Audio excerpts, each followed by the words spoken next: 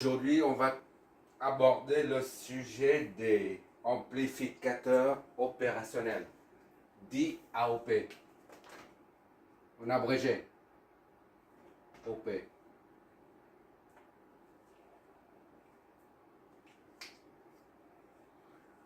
Là, on a devant soi la structure interne d'un simplifié, d'un circuit AOP. C'est un CI ou IC, c'est circuit intégré. C'est un circuit simplifié. Il y a d'autres composants. Là, on voit ici, il y a V-,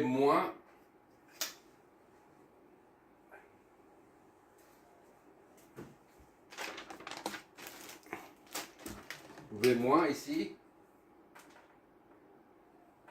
Il y a un V+. D'accord?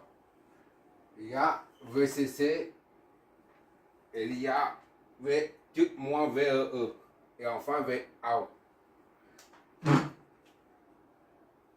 Lorsqu'on fait une analyse, lorsqu'on analyse un circuit composé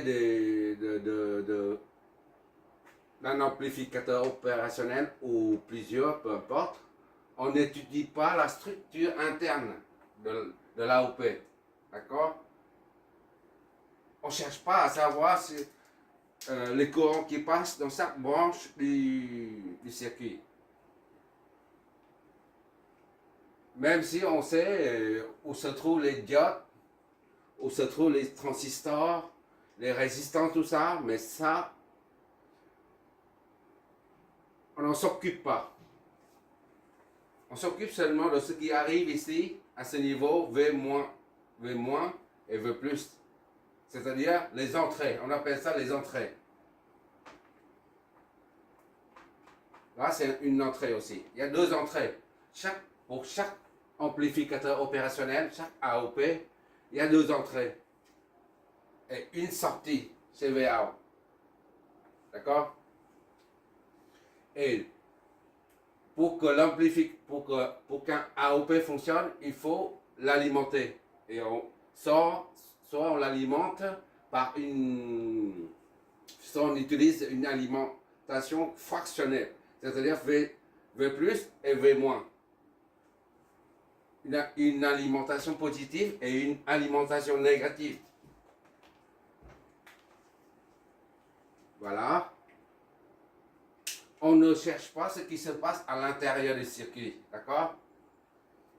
Lorsqu'on a affaire à un circuit qui comporte un AOP, on étudie juste comment l'ensemble, comment l'entrée, les deux entrées et la sortie se comportent par rapport au reste du circuit, par rapport au circuit externe, mais pas, on ne s'occupe pas de ce qui se passe à l'intérieur du circuit, d'accord? Là, il y a combien de transistors? Je fais une présentation sommaire seulement. Il y a 1, 2, 3, jusqu'à 9, 10 transistors dedans. Et il y a 4 diodes. 4 diodes. Oui, 4. 1, 2, 3, 4. Il y a 4 résistances. Non, 6 résistances. Ça, c'est un circuit, un AOP LM 380 ou 381 de mémoire. Voilà. Il s'agit d'un circuit simplifié. On ne cherche pas à savoir comment fonctionne ce push-pull. Ça, c'est le paire push et pull. On enlève. Un qui pousse, l'autre qui tire. Un transistor qui pousse, l'autre qui tire. Enfin, bref, on ne cherche pas à comprendre le fonctionnement interne de l'AOP.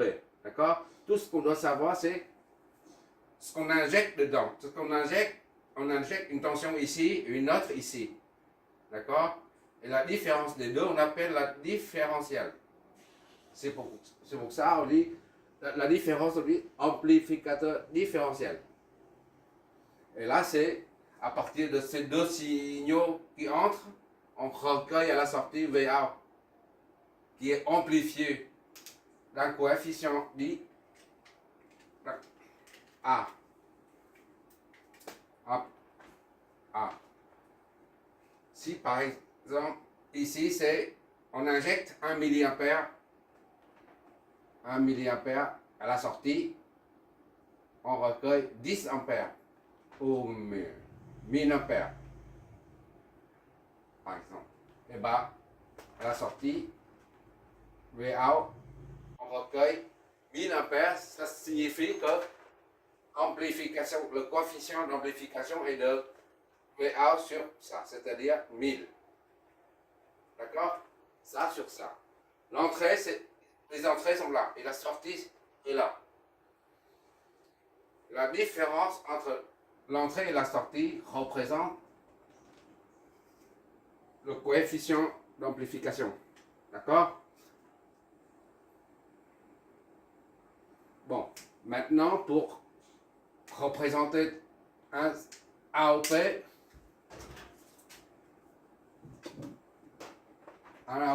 ce que c'est un CI là, vu en perspective, c'est pas en échelle là.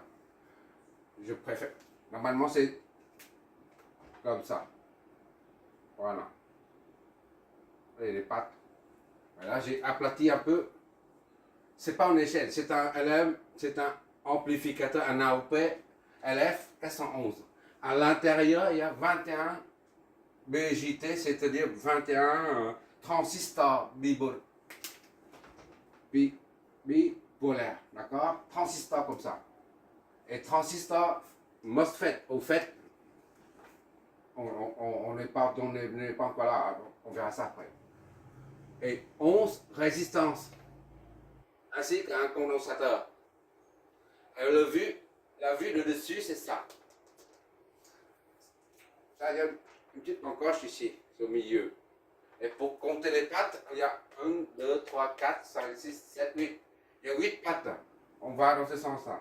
Il y a un sens pour le comptage. On va dans ce sens-là. Voilà. 1, 2, 3, 4, 5, 6, 7, 8, on remonte. D'accord? Et tout ce qu'on a vu, là,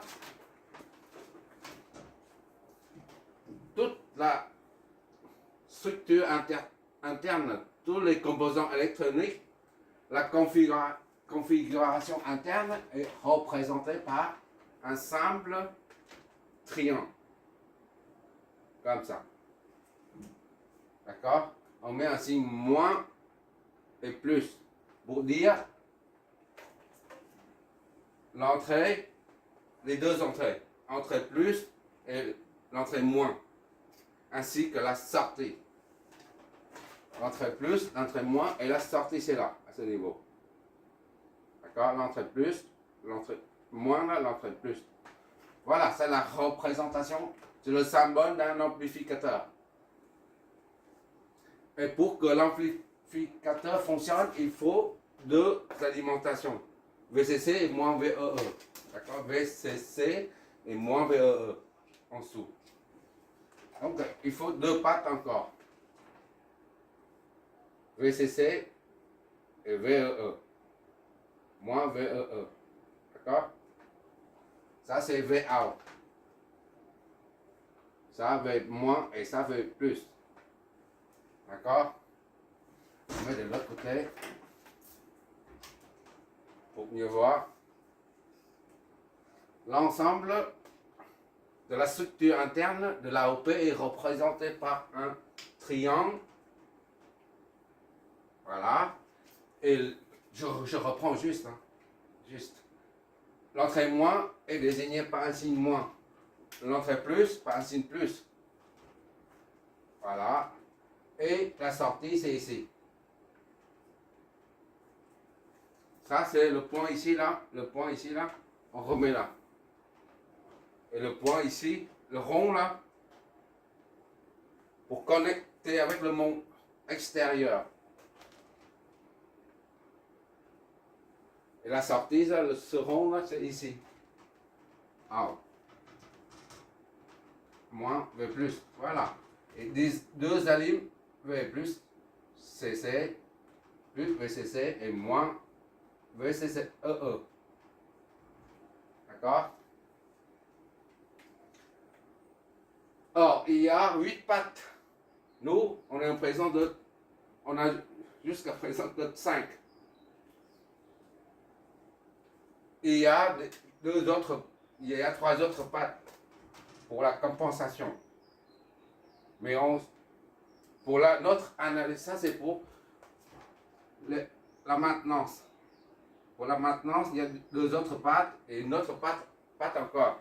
Comme par exemple ce condensateur, il s'agit là d'un condensateur de compensation. Ça c'est le décalage, pour régler le décalage offset. Décalage offset. Off, parce que c'est en anglais ça, offset, je crois, c'est comme ça. On dit en français, c'est décalage. Pour le LM380, ça, on peut régler ça, ça peut varier entre, je crois, c'est 10 décimètres par les 4, je crois. Mais enfin, bref, on n'entre pas dans les détails. Par les 4. On verra ça lors de l'étude des diagrammes de Bode. Pour l'instant, on n'entre pas dans les... on ne fait pas de zoom à l'intérieur. On ne va pas zoomer dedans. Ce qui se passe dedans, on ne cherche pas à comprendre. On a juste besoin de ça. Il y a une autre patte encore. Ça fait 8 ensemble, il y a 8 pattes, d'accord? Et on remet ça dedans. Voilà. C'est ça un amplificateur.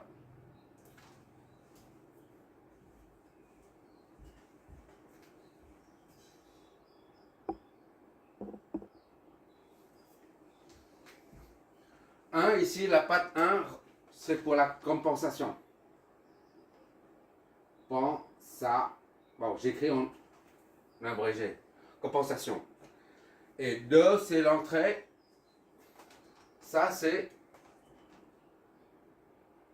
On suit la norme standard. C'est-à-dire, si tu prends un CI, un AOP, et tu dois savoir ici, la première patte représente la compensation. D'accord? Et la deuxième patte, ça va t'amener à l'entrée inverseuse. L'entrée moins, si tu préfères. Ou l'entrée inverseuse. On verra ça après. Ça, entrée inverseuse. Ou V-. Tu sais tout de suite, ici, 2, c'est V-. Et 3, c'est entrée non inverseuse. D'accord? V plus. 3, ça va ici. Là, je reprends ici, c'est la structure interne. On ne cherche pas à mettre, à redessiner tout ça dedans, mais juste un triangle pour représenter toutes les composantes de l'AOP. Et le 4, c'est ici, ça, c'est moins VEE. C'est-à-dire l'alimentation doit être alimentation négative. Négative. D'accord?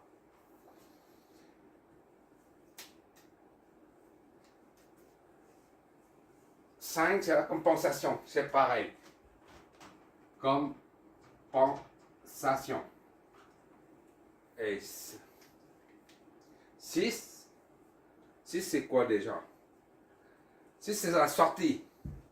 6, c'est la sortie. J'efface ici.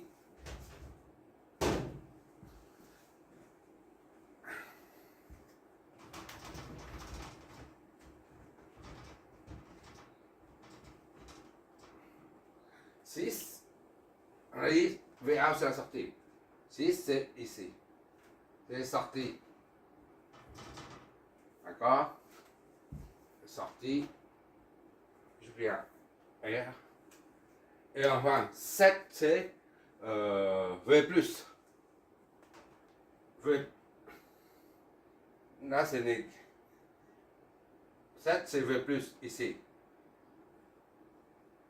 7, c'est V+, VCC. alimentation positive. Plus ECC. Plus ECC. 8. Pour l'instant, on ne s'en s'occupe pas.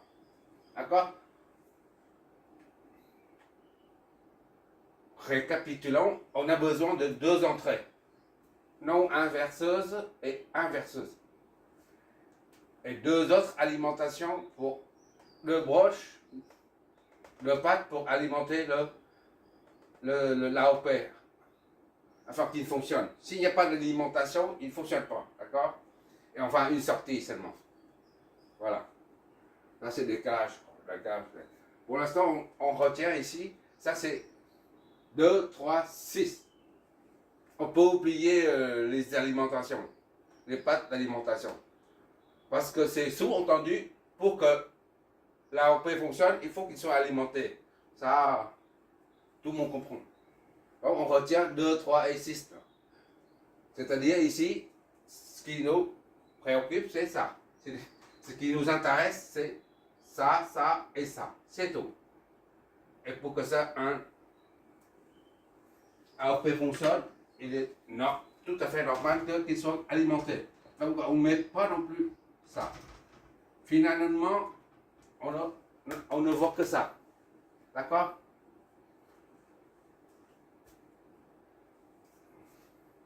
Oui, un amplificateur, j'ai mis ici, puisque les composants électroniques fonctionnent à une certaine cadence. Ils sont limités en fréquence. C'est pour ça, un amplificateur opérationnel est toujours désigné avec la fréquence de fonctionnement normale. Ici, en l'occurrence, pour LM380 ou 381, c'est 75 kHz. Et le VCC, là, c'est de 9, l'alimentation positive est de 9 à 40 volts. Et le gain, c'était un exemple, hein. Mais le gain de ce CQLM 380, c'est de 100 décibels. On met les logarithmes, tout ça, on verra ça après. Pourquoi ce n'est pas des volts ou des ampères, mais ce sont des décibels. On verra ça après. Ce n'est pas notre objectif pour l'instant. D'accord? Tout ce qu'on a à retenir, c'est quoi ici? C'est ça. Lorsqu'on parle d'un amplificateur opérationnel, un AOP, c'est-à-dire, on imagine tout de suite moins, plus. Voilà. Ou alors, plus, moins. Voilà. On verra l'utilité d'inverser ou ne pas inverser la polarité d'un AOP. Qu'est-ce qu'il y a à dire là-dessus?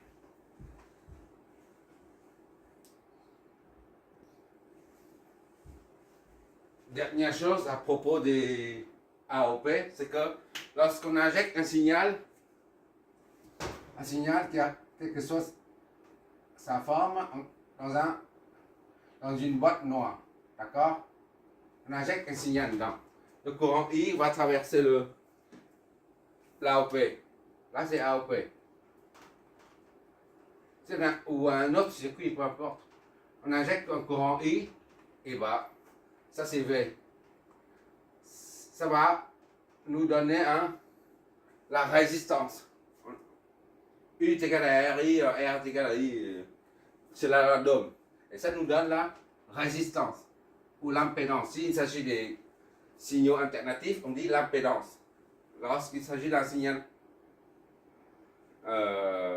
continu, on dit c'est la résistance. Le terme qu'on utilise en général, c'est l'impédance. Voilà. L'impédance d'entrée. Donc ça, c'est, disons, ici c'est V+, par exemple. Ici. D'accord? Et un autre, c'est V- ici, par exemple. V-. Et entre V+, et V-, il y a une impédance. Et cette impédance est appelée, ou la résistance, l'impédance, une entrée. D'accord? Une comme entrée. Et pour la sortie, qui y a un courant, lorsqu'on raccorde la sortie ici, on raccorde à une résistance externe, une charge externe. Si on raccorde, il y a un signal, un courant qui arrive, un signal. Et bien, quand le courant qui sort, ici, là, ici c'est VA, là, la tension sortie. Et il y a le courant I. Chaque fois il y a une tension, un courant, il y a une impédance ou une résistance. Ici, c'est idem. Là, il y a une tension et un courant. Donc, obligatoirement, il y a une impédance D A. L'impédance de sortie de l'AOP. D'accord? C'est l'impédance d'entrée de l'AOP. Là, c'est l'impédance de sortie. D'accord? Et pour un AOP, l'impédance d'entrée est en général, tu vois là, on arrête dedans. Il y a beaucoup de composants. Quand dans les chapitres dans les cours concernant les transistors, tu verras que au niveau de la base de chaque transistor, comme ici là, il y a la base, ici la base, ça l'émetteur, collecteur, émetteur, collecteur. Il y a des résistances énormes.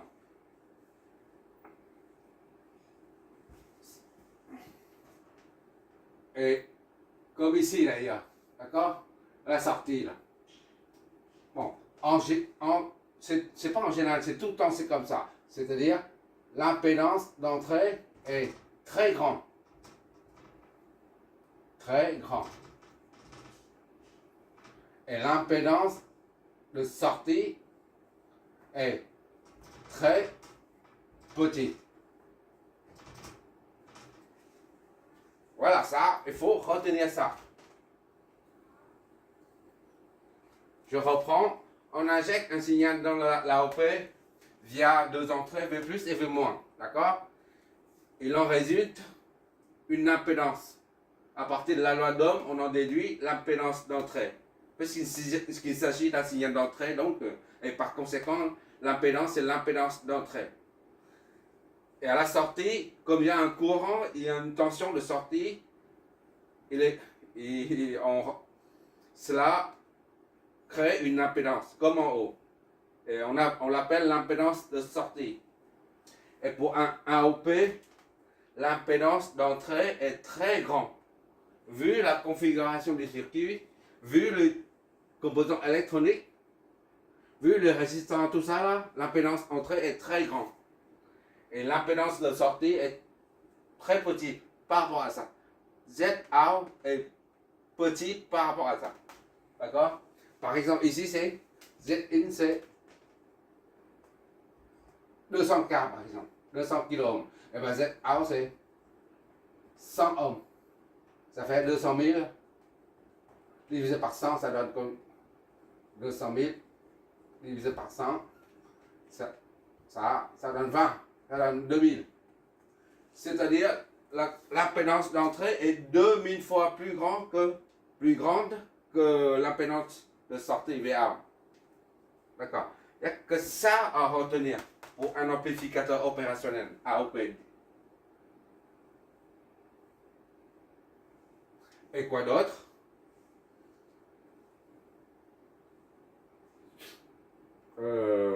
Oui.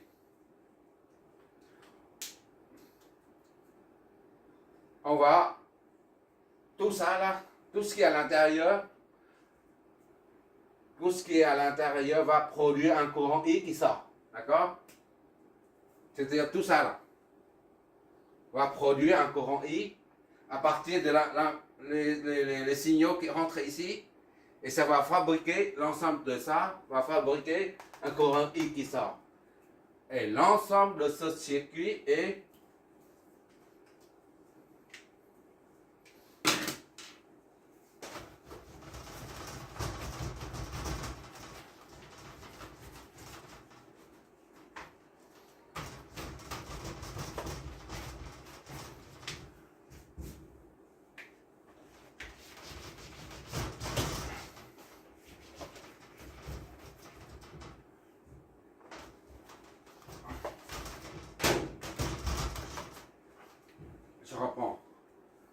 l'ensemble de ce circuit interne, comme d'habitude, on peut remplacer un circuit complexe par un circuit équivalent de Tenna.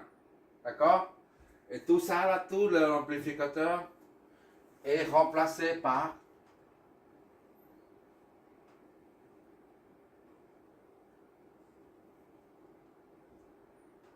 un circuit équivalent de Tenna avec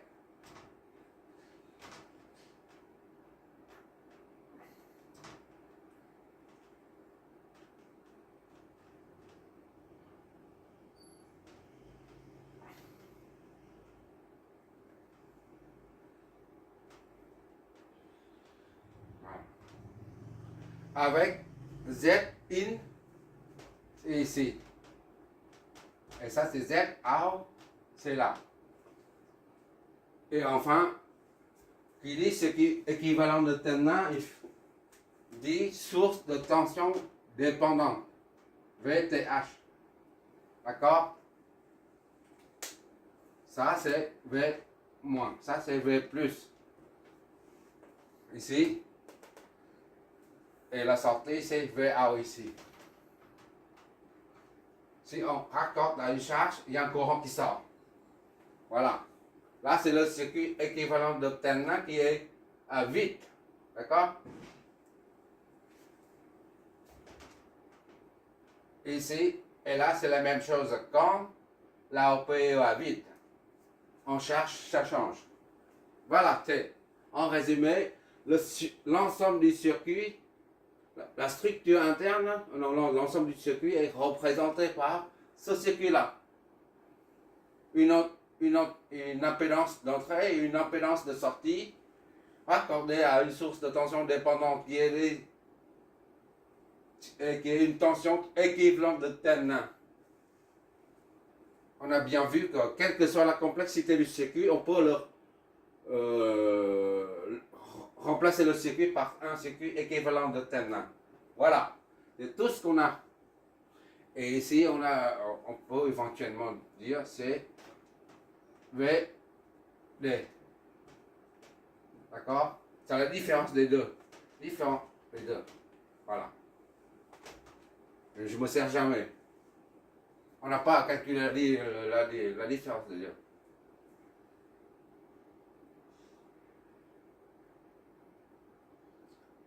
Bon, point.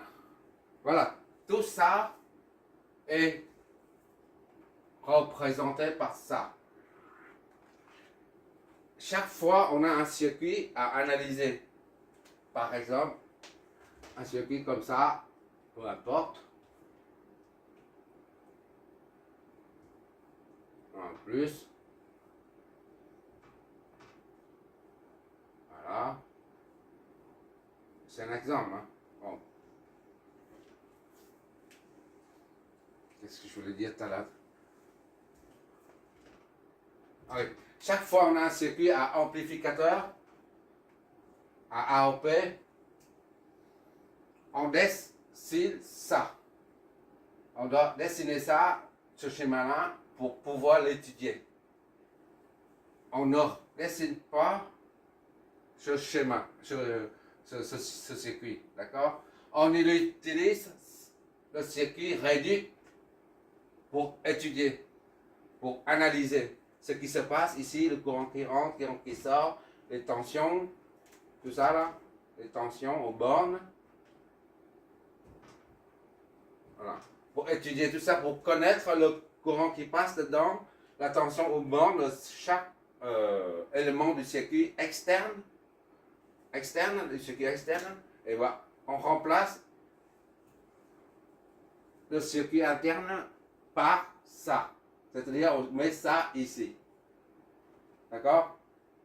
Lors de l'étude de l'analyse d'un circuit à AOP, on ne cherche pas à savoir ce qui se passe à l'intérieur. D'accord? Bon, ça sera... C'est tout ce qu'on a à retenir. Là, c'est la conclusion. D'accord? Là, c'est la conclusion. Oublie ça, on n'a pas besoin. Ni ça. C'est juste ça. Voilà. OZN est grand. l'impédance d'entrée est grand et l'impédance de sortie est petit. Et le coefficient d'amplification est très grand. Pourquoi? Parce que c'est pour amplifier. Très grand.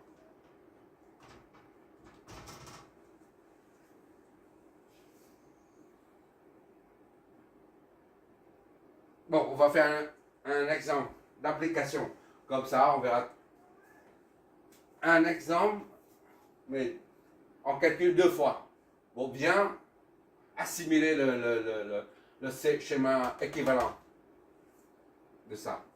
On va faire un seul exemple avec 2 hypothèses différentes. D'accord? Et qui donnent les mêmes résultats.